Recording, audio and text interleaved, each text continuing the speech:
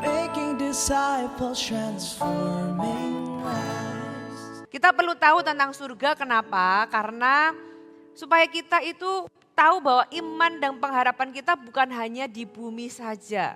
Ya Bapak Ibu, supaya kita itu tidak fokus hanya kepada kehidupan yang sementara. Manusia hidup, firman Allah katakan 70, kalaupun lebih-lebih dikasih bonus 80, ada yang 100. Bahkan mungkin lebih dari 100 tapi itu hanya hitungan tangan. Tapi firman Tuhan katakan 70, 80, kalau sudah 80 itu katanya kalau di rumah duka ya nggak harus lagi, bahkan bisa warnanya merah. Kenapa? Karena merayakan umurnya itu sudah tergolong panjang.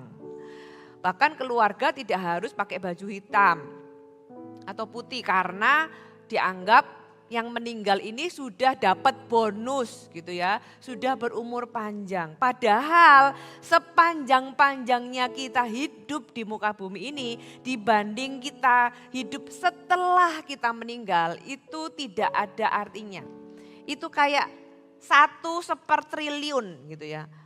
Jadi 80 tahun dibanding selama-lamanya, saudara. Tidak ada angka yang bisa mendefinisikan betapa lama, hanya satu kata yang bisa yaitu kekal, katakan kekal. Oleh sebab itu penting untuk kita tahu bahwa kita itu hidup hanya sementara, sisa hidup kita karena kita diciptakan sebagai makhluk yang kekal, beda dengan binatang atau hewan yang begitu dia mati ya sudah, rohnya tidak dilanjutkan kembali atau pindah ke alam lain, enggak. Tapi manusia itu adalah roh yang kekal, kata pengkhotbah. Oleh sebab itu jangan hanya kita tahu apa yang harus kita jalani di muka bumi ini, tapi kita juga perlu mempersiapkan kehidupan kita yang lebih lama dan bahkan rumah kita yang sebenarnya. Mengapa orang seringkali menyalahpahami surga? Karena topik yang satu ini sering disalahpahami, bahkan dicemooh bagi beberapa orang. Ada orang-orang yang mungkin pernah dibawa ke surga, ketika dia menceritakannya orang lain belum tentu percaya.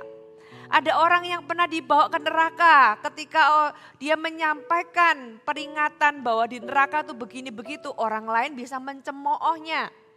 Ya kenapa? Karena seringkali surga dan neraka disalahpahami. Padahal itu ada di dalam Alkitab yang kita percayai. Firman Tuhan menjelaskan banyak sekali tentang surga dan neraka. Kenapa orang seringkali bisa menyalahpahami itu? Karena kita bisa saja dipengaruhi oleh imajinasi yang muncul dari film, novel gitu ya, hiburan dan sebagainya yang menggambarkan surga secara sentimental atau fantasi dan tidak berdasarkan Alkitab, saudara ya. Akibatnya orang bisa punya pemahaman yang salah karena dasarnya bukan firman Tuhan, tapi dari apa yang diimajinasikan manusia gitu ya. Gereja juga seringkali jarang membahas ini, makanya GMS di hari ini kita memilih untuk kita membahasnya dan kita sama-sama belajar dari apa kata Alkitab tentang surga. Supaya kita tidak hanya selalu fokus dengan apa yang sekarang dan bahkan orang itu karena nggak tahu konsep tentang surga membuat sebuah konsep surga di bumi lewat apa? Lewat kekayaan, kenyamanan, lewat hiburan, lewat kesuksesan sehingga orang itu mulai tumpul kerinduannya terhadap surga. Ya, dengan ada konsep surga di bumi gitu kan. Padahal seindah-indahnya hidup di bumi, Anda bisa bahagia enggak di bumi? Bisa. Dan Tuhan itu berkata dia mau memberikan hidup dan hidup di dalam kelimpahan termasuk damai sejahtera. Tapi seindah-indahnya orang hidup di bumi jauh lebih indah hidup di surga nanti. Katakan amin. Kadang bagi beberapa orang surga itu terlalu misterius. Padahal kalau orang itu baca Alkitab banyak sekali cerita tentang surga, saudara. Di dalam perjanjian lama gitu ya, Henokh terangkat ke surga. Berarti ada dunia lain selain yang kita hidupi. Henokh terangkat, tangga Yakub, mimpi Yakub di mana ada tangga, ada malaikat naik turun. Berarti ada koneksi antara surga dengan bumi. Ya, kemudian Elia naik ke surga, jelas-jelas ditulis Elia naik ke surga. Yeskiel mendapat penglihatan tentang tahta. Ada sebuah realm atau realitas yang lain. Yeskiel melihat kemuliaan, Daniel melihat Tuhan. Mazmur juga ditulis, siapa gerangan ada padaku di surga selain engkau. Berarti surga itu dari zaman ke zaman orang itu tahu bahwa setelah kehidupan di bumi ada kehidupan yang lain, yaitu ada surga dan ada neraka. Gitu kan. Di perjanjian baru ada banyak sekali saudara ya, rumah Bapa nanti yang kita akan belajar sama-sama. Berbahagialah orang yang namanya tercatat di surga, ditulis lagi ya. Dan banyak cerita lainnya, Lazarus dan orang kaya, Lazarus yang miskin dan orang kaya. Dijelaskan setelah meninggal mereka ketemu lagi di alam yang berbeda, tapi ternyata ada dua tempat. Orang kaya itu ada di bawah di jurang yang tidak terseberangi kata firman Tuhan. Sedangkan Lazarus itu duduk di pangkuan Abraham. Di bawah begitu menderita sampai minta tolong. Ada orang yang memberitahu yang masih hidup, jangan kamu ikut ke sini gitu ya. Kalau kita mengasihi orang-orang yang ada di hidup kita, saudara, kasih terbaik itu diberikan ketika kita menginjili mereka dan memastikan mereka itu percaya Yesus. Sehingga kita punya pengharapan suatu hari kita akan bertemu kembali. Karena kita pasti berpisah, pasti. Itu tinggal tunggu waktu. Orang bisa lahir berurutan, pulang itu enggak berurutan. Anak pertama, anak kedua, anak ketiga. Lahir dulu yang pertama, yang kedua, yang ketiga. Belum tentu meninggalnya urutan yang pertama, kedua, ketiga. Belum tentu, kita enggak tahu. Tapi yang pasti hidup ini menjamin bahwa semua dari kita pasti mati. Ada di sini yang bisa enggak mati gitu ya. Mau minum obat apapun, ya kita semua pasti mati. Kita semua pasti berpisah. Tapi di surga kita bisa berkumpul kembali. Ada banyak penjelasan Paulus dikatakan diangkat ke surga. Stefanus melihat langit yang terbuka dan sebagainya. Saudara, bahkan di dalam doa Bapa kami yang diajarkan oleh Tuhan Yesus berkata, Bapa kami yang ada di dalam surga. Berarti Tuhan itu sudah memberikan kepada kita sebuah realitas yang Tuhan mau itu masuk ke dalam keseharian kita. Kita tahu bahwa Bapa di surga, surga itu adalah tempat Tuhan bertahta. Ya. Kemudian datanglah kerajaanmu, jadilah kehendakmu di bumi seperti di surga. Berarti ada bumi, ada surga. Kenapa kita harus berdoa supaya di bumi seperti di surga? Karena di bumi itu tidak seperti di surga. Makanya kita perlu berdoa supaya apa yang di surga itu terjadi di bumi. Saudara, ada apa di surga? Di surga itu segala sesuatunya indah. Ada keindahan, tidak ada kekacauan, tidak ada pemberontakan, tidak ada dosa. Di surga ada kesembuhan, ada pemulihan, ada damai sejahtera, ada sukacita, ya. Di surga ada kehendak Tuhan yang dijalankan dengan sempurna. Makanya kita perlu berdoa karena di bumi itu ada kekacauan, ada kerusakan, ada banyak hal yang tidak indah, ada pemberontakan, ada dosa. Makanya Tuhan mengajarkan kita lewat doa Bapa kami, datanglah kerajaanmu, jadilah kehendakmu di bumi yang beda dengan di surga, di bumi seperti di surga. Saudara, jadi surga itu nyata, katakan surga itu nyata. Surga itu bukan dongeng, surga itu bukanlah sebuah khayalan, bukan sebuah konsep, bukan sebuah imajinasi. Saudara, kita buka sama-sama Wahyu pasal yang keempat. Wahyu pasal yang keempat ayat yang pertama sampai ayat yang ketiga. Dikatakan kemudian daripada itu aku melihat sesungguhnya sebuah pintu terbuka di surga dan suara yang dahulu telah kudengar berkata kepadaku seperti bunyi sangkakala katanya naiklah kemari karena surga selalu digambarkan sesuatu yang lebih tinggi. Dan aku akan menunjukkan kepadamu apa yang harus terjadi sesudah ini. Segera aku dikuasai oleh Roh dan lihatlah sebuah tahta terdiri di surga dan di tahta itu duduk seseorang. Dan dia yang duduk di tahta itu nampaknya bagaikan permata yaspis dan permata sardis Dan suatu pelangi mengelilingi tahta itu, gilang gemilang bagaikan zamrud rupanya. Surga digambarkan sebagai tempat di mana Tuhan bertahta. Berarti yes, Tuhan kita adalah raja di atas segala raja. Dia ada tahta yang memerintah. Surga itu digambarkan dengan penuh kemuliaan, ya. Yang manusia itu mungkin saya percaya ketika Yohanes menulis ini, dia nggak bisa menggambarkan seperti, dia berusaha menggambarkan seolah-olah sesuatu yang bisa relate, yang manusia tuh bisa bayangkan. Tapi sesungguhnya pasti lebih dari apa yang dia gambarkan ini. Di surga itu adalah tempat di mana Tuhan bertahta. Tuhan itu berdaulat. Raja boleh ada di muka bumi ini, bisa melakukan apapun yang mereka mau, tapi tetap kedaulatan Tuhan. Kedaulatan itu di tangan Tuhan. Surga adalah tempat penyembahan. Kita lanjutkan ayat yang ke-9 sampai yang ke-11. Dan setiap kali makhluk-makhluk itu mempersembahkan puji-pujian dan hormat dan ucapan syukur kepada Dia yang duduk di atas tahta itu dan yang hidup sampai selama-lamanya.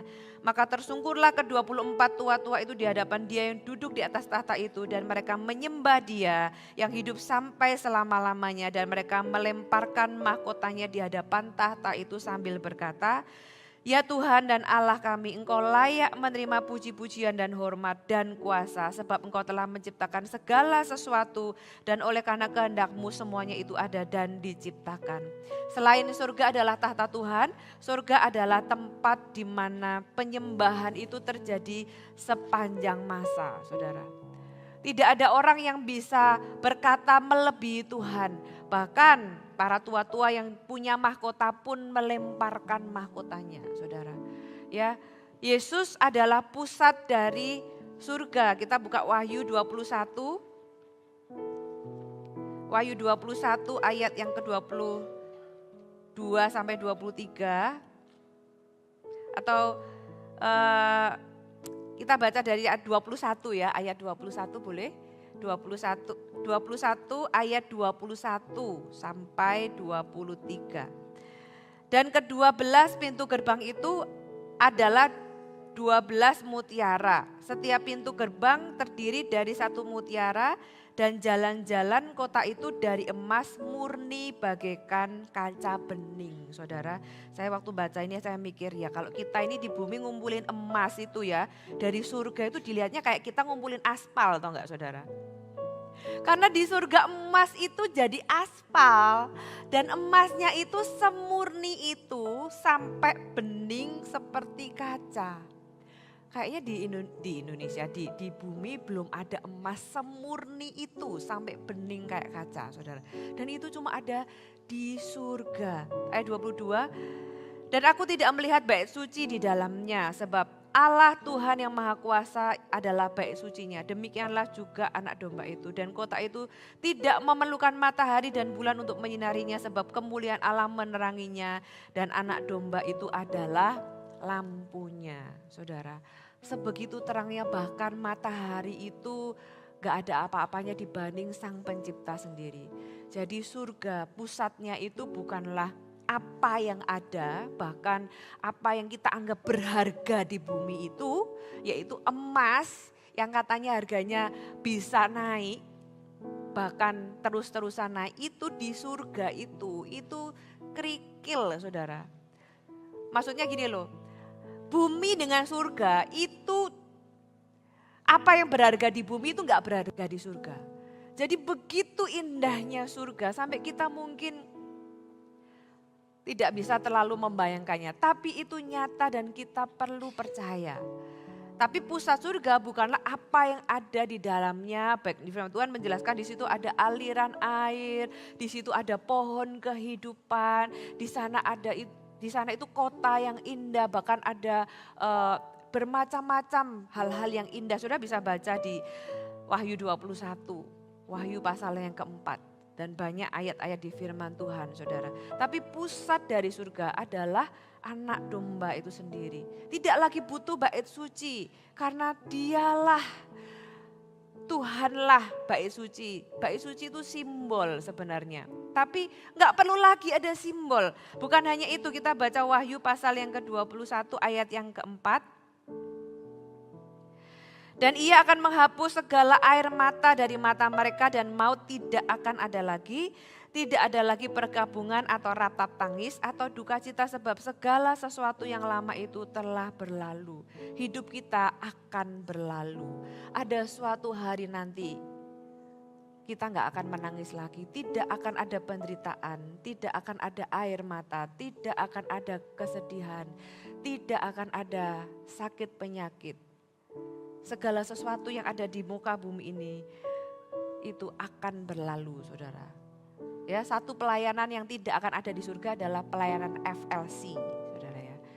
Tidak akan ada orang lagi yang butuh konseling, tidak ada orang lagi yang butuh ibadah penghiburan, tidak ada yang butuh dihibur gitu ya, nggak ada. Nggak ada lagi yang perlu dibaptis, saudara. Karena semuanya sudah berlalu, itu adalah bagian gereja di bumi ini untuk melayani. Karena yes, kita tahu di bumi ini ada air mata, ada penderitaan, ada masalah gitu ya. Orang perlu dibaptis dan sebagainya, saudara. Dan yang lebih indah lagi, saudara, di surga itu Tuhan menyediakan sebuah tempat tinggal bagi kita. Nah, kita buka dulu Kisah Rasul pasal yang pertama. Ini adalah cerita di mana Yesus naik ke surga. Kisah pertama ayat yang ke-9. Sesudah ia mengatakan demikian, terangkatlah ia disaksikan oleh mereka dan awan menutupinya dari pandangan mereka. Ketika mereka sedang menatap ke langit, waktu ia naik itu tiba-tiba berdirilah dua orang yang berpakaian putih dekat mereka dan berkata kepada mereka, "Hai orang Galilea, mengapakah kamu berdiri melihat ke langit? Yesus ini yang terangkat ke surga meninggalkan kamu akan datang kembali dengan cara yang sama seperti kamu melihat dia naik ke surga." Saudara, jelas apa kata firman Tuhan? Tuhan itu terangkat ke surga. Surga di tempat rumah dia gitu ya, kembali. Makanya orang itu pulang ke rumah Bapa. Tapi Tuhan juga menjanjikan bahwa bukan hanya Yesus yang naik ke surga, tapi kita pun akan dibawa ke sana, saudara. Itulah pengharapan kita. Kenapa? Tanpa surga, kebangkitan dan hidup yang kekal, itu akan menjadikan iman itu hanya sebagai moralitas tanpa pengharapan. Tanpa surga, saudara, kekristenan itu kehilangan tujuan akhirnya.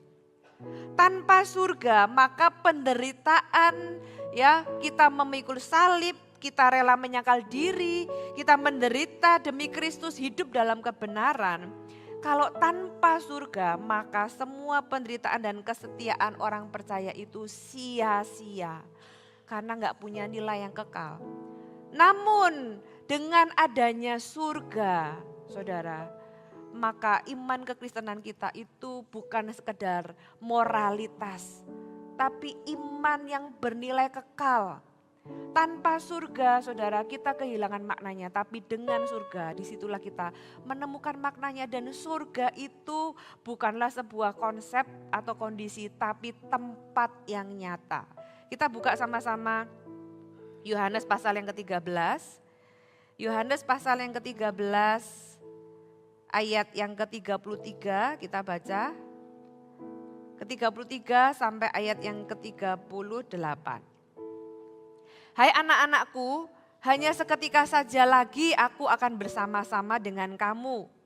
Kamu akan mencari aku dan seperti yang telah kukatakan kepada orang-orang Yahudi, ke tempat aku pergi tidak mungkin kamu datang. Demikian pula aku mengatakannya sekarang juga kepadamu. Tuhan itu bilang, aku sebentar lagi mau pergi, tapi kamu belum bisa datang ke tempat di mana aku pergi. Kemudian ayat 34, aku memberikan perintah baru kepada kamu, yaitu supaya kamu saling mengasihi sama seperti aku telah mengasihi kamu. Dengan demikian kamu harus saling mengasihi.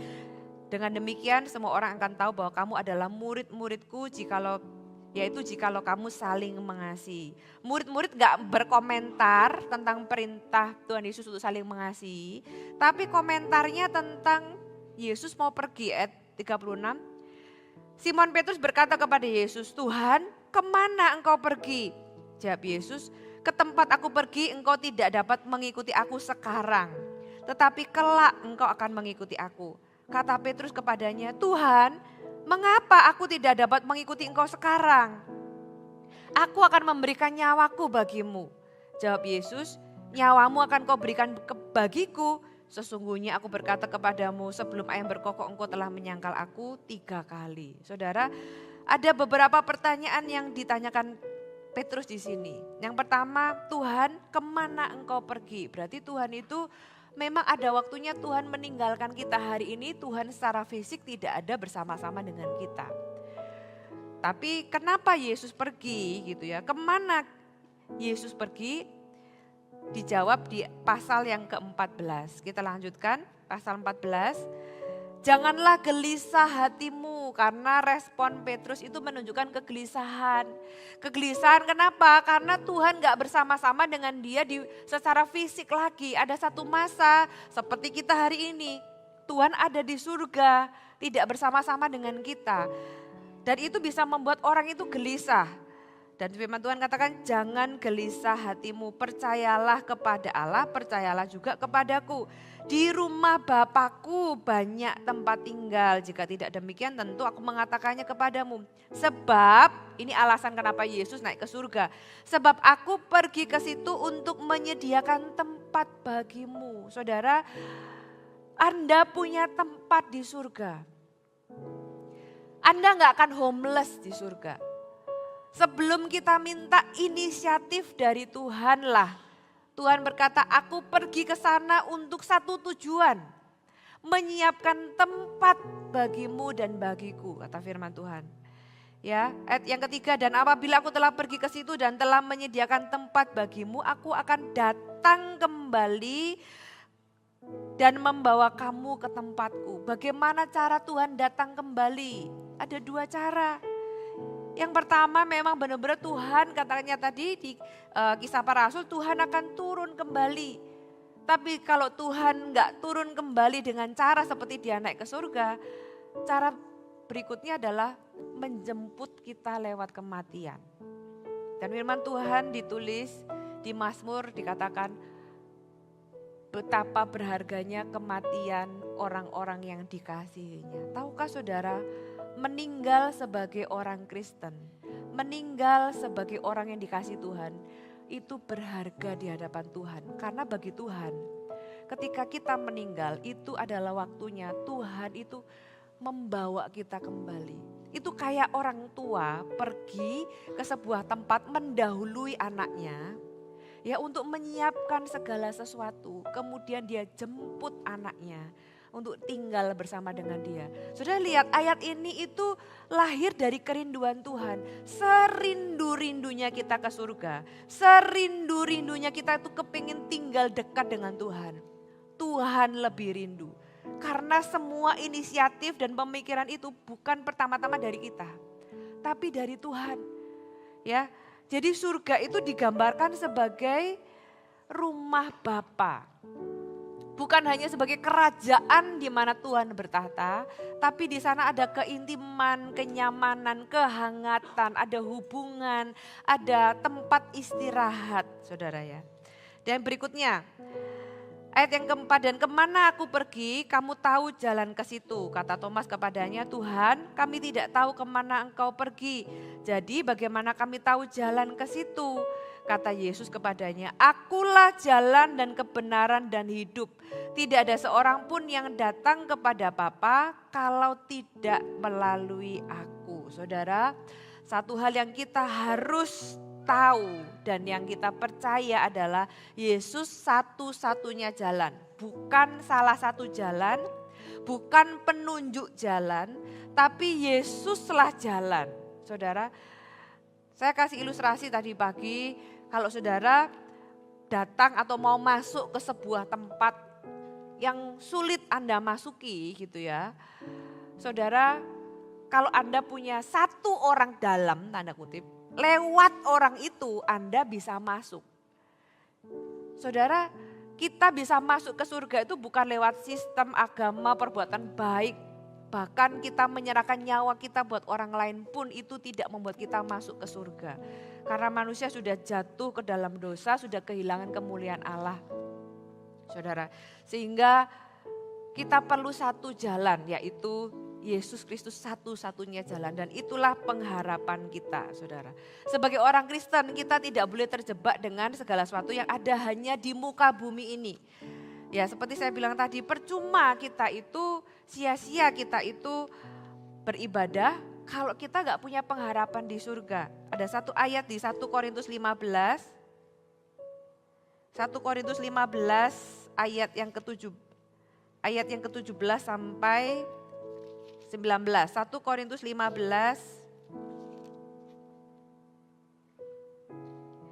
Dan jika Kristus tidak dibangkitkan, maka sia-sialah kepercayaan kamu dan kamu masih hidup dalam dosa. Demikian juga binasa orang-orang yang mati dalam Kristus. Jikalau kita hanya dalam hidup ini saja menaruh pengharapan kepada Kristus, maka kita adalah orang-orang yang paling malang dari segala manusia. Penebusan Kristus itu holistik. Dia menebus kita dari dosa kita, menggantikan kita dari penghukuman yang harusnya milik kita, gitu ya. Kita itu harusnya apa? Dihukum mati, gitu ya. Kalau ada orang karena dia melakukan sebuah dosa, kesalahan, membunuh orang, kemudian divonis masuk penjara dan harus dihukum mati, saudara. Memang sudah sewajarnya dia menerima atau layak menerima hukuman itu. Kita yang berdosa, kita itu layak dapat neraka, karena itu adalah upah dari maut. Ya, upah dosa adalah maut. Jadi karena kita itu berdosa, maka maut itu upah kita. Dan maut itu bukan kematian loh saudara.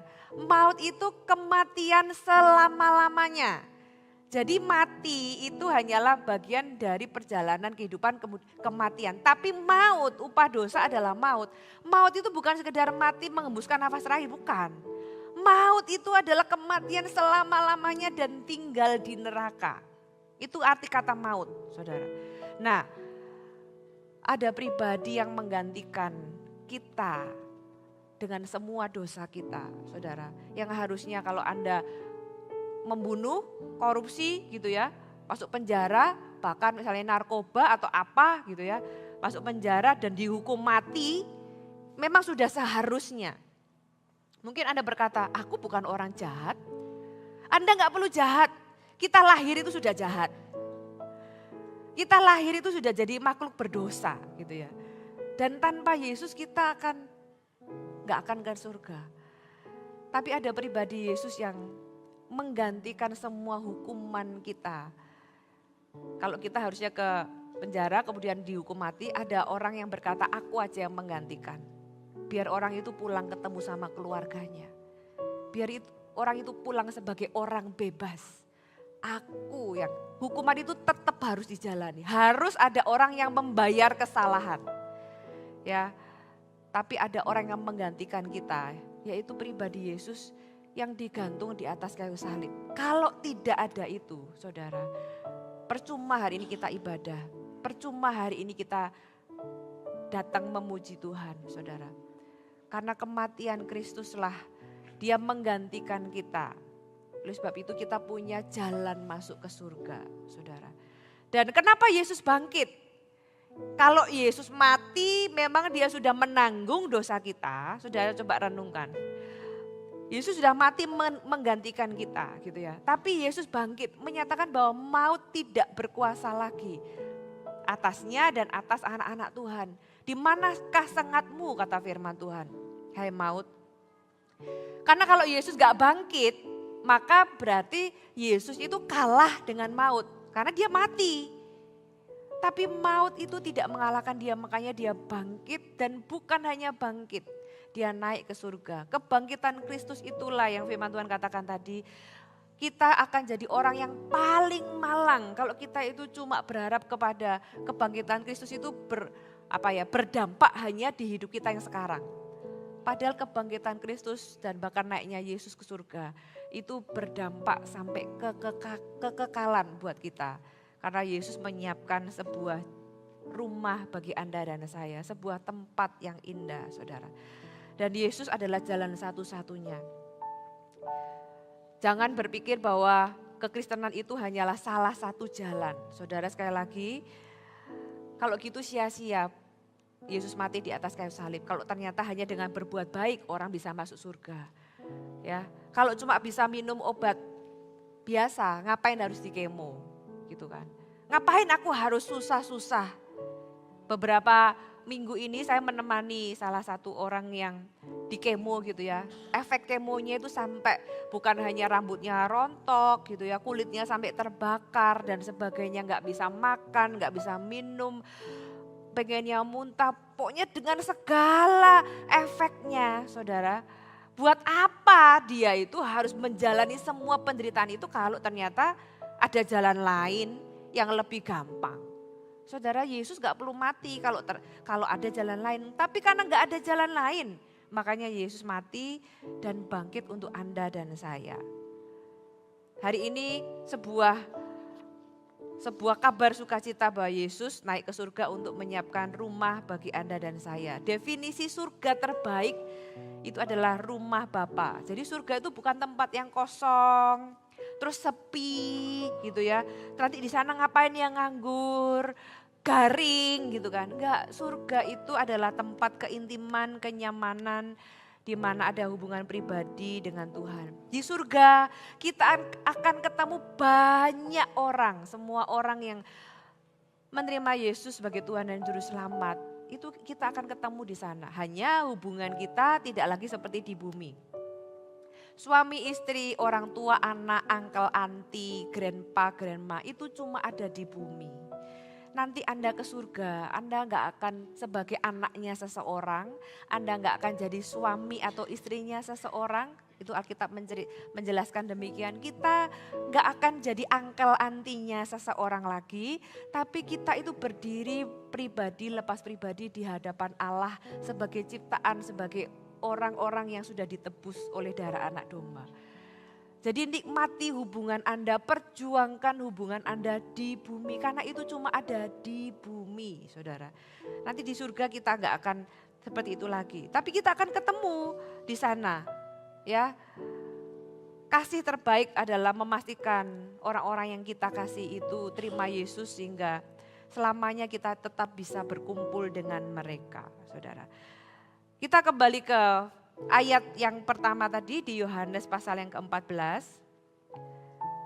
Ya, rumah di surga. Rumah di surga adalah rumah Bapa. Tuhan menyediakan tempat bagi Anda dan saya. Janganlah gelisah hatimu, percayalah kepada Allah dan percayalah juga kepadaku. Di rumah Bapakku banyak tempat tinggal. Jika tidak demikian tentu aku mengatakannya kepadamu sebab aku pergi ke situ untuk menyediakan tempat bagimu. Dan apabila aku telah pergi dan telah menyediakan tempat bagimu, aku akan datang kembali dan membawa kamu ke tempatku. Sebuah janji yang indah, karena setiap orang itu butuh yang namanya rumah. Ya, rumah di mana orang itu, rumah adalah tempat pulang, benar nggak saudara? Kan nggak ada istilahnya pulang ke kantor, nggak ada. Yang namanya itu pulang ke rumah. Rumah adalah tempat kita itu rest. Tempat di mana kita merasa aman. Rumah harusnya adalah tempat di mana kita tuh diterima apa adanya, saudara. Disitulah Tuhan menyediakan, akan ada rest, sebuah istirahat dari semua penderitaan masalah yang kita jalani di hidup ini. Akan ada satu waktu, satu tempat di mana kita sudah tidak ada lagi penderitaan, kita bisa rest. Dan bukan hanya itu, rumah bukan hanya tempat kita pulang. Makanya orang meninggal itu kan ditulis pulang ke rumah Bapa. Ya benar, itu dari Yohanes 14. Kita nanti setiap dari kita itu akan pulang, saudara. Jadi rumah Anda yang sebenarnya itu bukan di bumi. Kalau kita hidup dengan perspektif kekekalan, saudara, Anda nggak akan hanya fokus dengan hidup di bumi. Di bumi itu cuma transit, katakan transit. Anda nggak akan membangun tenda kan? Di tempat Anda transit, Anda nggak akan bangun rumah sampai istilahnya yang rumit gitu ya. Karena Anda cuma transit. Transit berapa lama sih? Transit itu nggak lama. Ada yang lama gitu ya, ada yang sebentar. Tapi hidup di muka bumi ini tuh cuma transit, saudara. Di surgalah rumah yang sebenarnya. Di surgalah hubungan yang sebenarnya. Di surgalah kita itu bisa beristirahat. Di surgalah ada keintiman dengan Tuhan dan saudara seiman. Saudara. Poin yang pertama, surga adalah rumah Bapa. Dan di rumah Bapa ada banyak tempat tinggal. Dan Tuhan menyediakan tempat tinggal bagi Anda dan saya. Poin yang kedua, di surga ada rumah yang disediakan Yesus. Jadi Anda nggak akan homeless. Itu sebuah janji yang Anda tahu pemberi janji nggak akan ingkar janji. Yang ketiga, rumah di surga disiapkan bagi orang yang percaya Yesus. Ya, jadi nggak semua orang mati otomatis masuk surga. Nggak semua orang mati otomatis masuk surga. Kalau dia nggak lewat jalan ini cuma jalan satu-satunya. Anda tahu rumah jalan buntu, ya kan? Kalau nggak lewat jalan ini, ya nggak akan lewat, ya nggak akan sampai. Kalau nggak lewat Yesus, nggak ada namanya 1000 jalan menuju surga, itu nggak ada. Pepatahnya cuma bilang banyak jalan, 1000 jalan menuju Roma. Iya, bisa lewat mana aja sih. Ke Roma, siapa yang pernah ke Roma bisa lewat mana aja. Tapi kalau ke surga itu cuma satu, saudara. Jadi hanya orang-orang yang percaya kepada Yesus yang akan di-reserve tempat di surga. Poin yang berikutnya, rumah di surga itu damai tanpa air mata dan penuh hadirat Tuhan. Saudara, disitulah kita bisa menikmati hubungan yang sesungguhnya. Jika kita tahu bahwa rumah kita yang sebenarnya ada di surga, kita akan hidup dengan cara yang berbeda. Kita gak akan lagi hidup fokus hanya untuk sepanjang di bumi saja. Kita akan mengumpulkan harta di surga. Kita akan fokus kepada kekekalan. Firman Tuhan katakan carilah perkara-perkara yang di atas bagi orang-orang yang sudah ditebus Tuhan. Jangan hanya perkara di bumi, kata firman Tuhan. Orang yang tahu punya rumah di surga, dia akan punya hidup yang berbeda. Hidupnya penuh pengharapan. 1 Tesalonika 4 ditulis, janganlah kita berduka seperti orang-orang yang tidak punya pengharapan. Kenapa? Karena kita semua sebagai orang Kristen kita punya pengharapan bahwa kita akan berjumpa dengan mereka suatu hari nanti. Di dalam Kristus tidak ada perpisahan selama-lamanya. Dan itu yang memang Tuhan gak mau. Di dalam Kristus perpisahan itu hanya sementara. Oleh sebab itu kayak orang loh misalnya kalau anak Anda sekolah saya tanya, pisah gak sama anak Anda? Nangis gak setiap pagi? Wah gak ketemu lagi gitu kan. Anda gak akan nangis mungkin awal-awal ya dulu waktu anak saya sekolah pertama kali gitu ya. Anak saya mungkin nangis kenapa? Karena pisah dari mama papanya pertama kali sekolah gitu. Seminggu pertama nangis setiap kali sekolah. Tapi setelah itu apakah terus nangis? Enggak, karena dia tahu bahwa pulang dijemput. Dia tahu bahwa pulang ketemu sama papa mamanya lagi. Dia punya pengharapan yang pasti bahwa perpisahan ini hanya sementara, saudara. Kenapa? Karena dia tahu sekolahnya itu cuma sebentar, tapi itu bukan rumahnya. Rumahnya itu bersama dengan papa mamanya. Demikianlah seharusnya kita juga melihat hidup ini. Kita ini di dunia firman Allah katakan kita ini cuma pendatang, perantau, musafir, peziarah gitu ya kira-kira. Dan itu hanya sementara. Gak ada orang yang bangun tenda tinggal di sekolahnya. Atau tinggal di kantornya. Ada waktunya orang itu pulang. Saudara, demikian juga kita dengan Tuhan. Orang yang tahu bahwa kita punya rumah di surga. Kita akan menjalani hidup dengan cara yang berbeda. Kita punya hidup yang penuh dengan pengharapan. Kita tahu bahwa penderitaan di bumi itu sementara. Tapi kemuliaan di surga itu kekal. Ya, kita akan menderita mungkin di bumi tapi kita tahu bahwa ini gak akan selama-lamanya. Dan hati kita gak akan melekat ke dunia. Karena Anda akan tahu bahwa ya di dunia cuma sebentar kok. Ya udahlah, Anda akan gampang untuk ya sudahlah, let go lah. Udahlah, aku gak mau udah sebentar di dunia hidup kepahitan gitu kan. Udahlah let go aja, kita gak akan mudah marah, mudah takut. Kita akan lebih mudah mengampuni gitu ya. Kita juga gak akan fokus mengumpulkan harta sebanyak-banyaknya. Tapi kita tahu bahwa oh ya, yang akan aku tinggal lebih lama itu di surga. Kita akan belajar mengumpulkan harta bukan di bumi tapi di surga. Kita akan belajar hidup dalam kekudusan. Kalau kita tahu bahwa kita punya rumah di surga. Karena surga adalah tempat pertemuan yang indah. Kita akan berjumpa dengan Yesus pastinya. Ketika kita meninggal nanti, saudara, pernahkah Anda membayangkan bagaimana kita meninggal? Sebagai orang Kristen, kita nggak perlu takut meninggal. Karena seperti Paulus katakan, mati adalah keuntungan. Keuntungan kenapa? Karena kita ketemu Tuhan. Karena kita ketemu Sang Pencipta kita yang mengasihi kita selama ini dan yang juga kita kasihi.